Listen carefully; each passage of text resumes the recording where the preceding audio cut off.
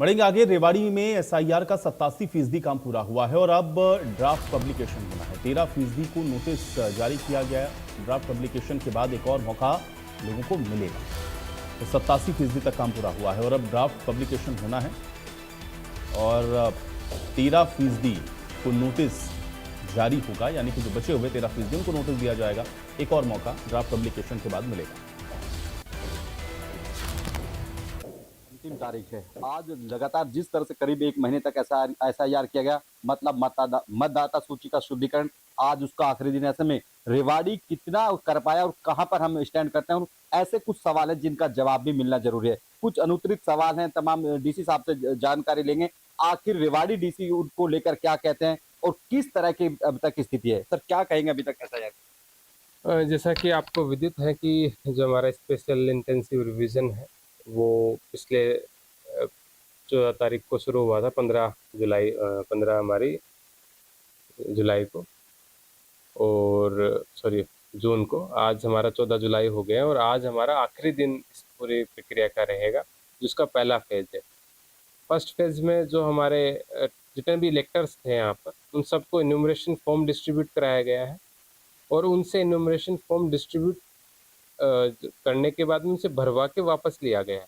ये प्रक्रिया हमने पिछले एक महीने में अपनाई है। तो जो प्रोग्रेस है वो आपको बताओ तो लगभग हमारे तीनों कॉन्स्टिट्यूंसीज में मिला के 7,39,000 वोटर थे। रेवाड़ी में हमारे जो वोटर थे वो 2,60,000 थे।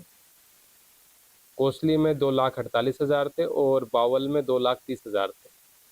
उनमें से अगर मैं बावल की बात करूं तो 2,03,000 लोगों ने अपना इन्यूमरेशन फॉर्म वापस दे दिया है।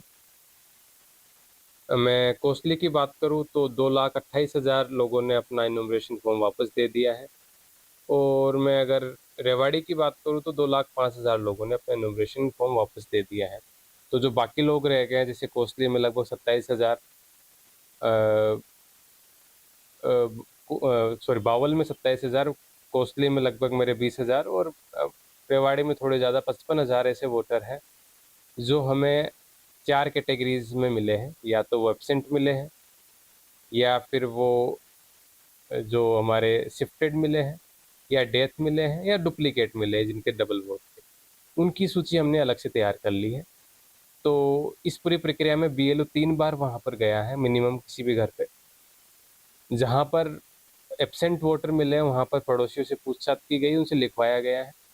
उसके अलावा जो मैं सूची बात बता रहा था आपको, एसडीडी की जो 55,000 रेवाड़ी में है, 20,000 मेरे कोसली में है और 27,000 बावल में है, उनकी बूथ वाइज सूची तैयार की गई है। और एक बीएलए जो हमारे पॉलिटिकल पार्टीज के थे, उनके साथ मीटिंग करते हुए, गांव के गणमान्य व्यक्तियों के साथ मीटिंग करते हुए उनको वो सूची उपलब्ध कराई गई है।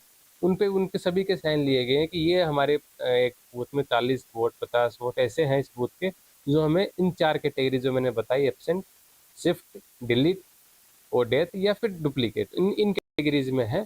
इनका हमें नहीं मिल पा रहा है, अगर कोई भी आपके संज्ञान में तो बता दिया जाए। तो सूचियों पे सभी के साइन कराए गए। इस तरीके से हमने वो सूचियाँ तैयार की है। अब हमारा लगभग पहला फेज खत्म हो गया है। आज 5 बजे 6 बजे तक ये पूरी तरीके से खत्म हो जाएगा। और अब तक कोई, हमें तो वैसे भी जिले में लगभग सिर्फ, अगर इस तरह के जो वोटर सिर्फ 400 वोट ऐसे हैं जो न तो अभी तक एसडीडी कैटेगरी में डाले, न हमने अब तक इलेक्टर उनके कंप्लीट फॉर्म वापस मिले हैं। उनका भी हम जल्दी आज शाम तक करके 400 वोटों को हम निपटा देंगे आज शाम तक। उसके बाद में हमारा पहला प्रक्रिया का जो पहला चरण है वो पूरी तरह खत्म हो जाएगा। देखिए, ये थे हमारे साथ रेवाड़ी के डिप्टी कमिश्नर अभिषेक मीणन का सीधा तौर पर कहना कि घबराने की जरूरत नहीं है। रेवाड़ी में करीब 87% पूरा काम कर लिया गया। 13% में लोग कुछ हो सकते हैं शिफ्ट हुए हैं, लेकिन उनको भी मौका दिया जाएगा ताकि जो एक ड्राफ्ट लिस्ट आएगी उसके बाद उनको नोटिस जाएंगे, तमाम अपनी जितने भी डॉक्यूमेंट है वो जमा करा सके, लेकिन मौका जरूर मिलेगा।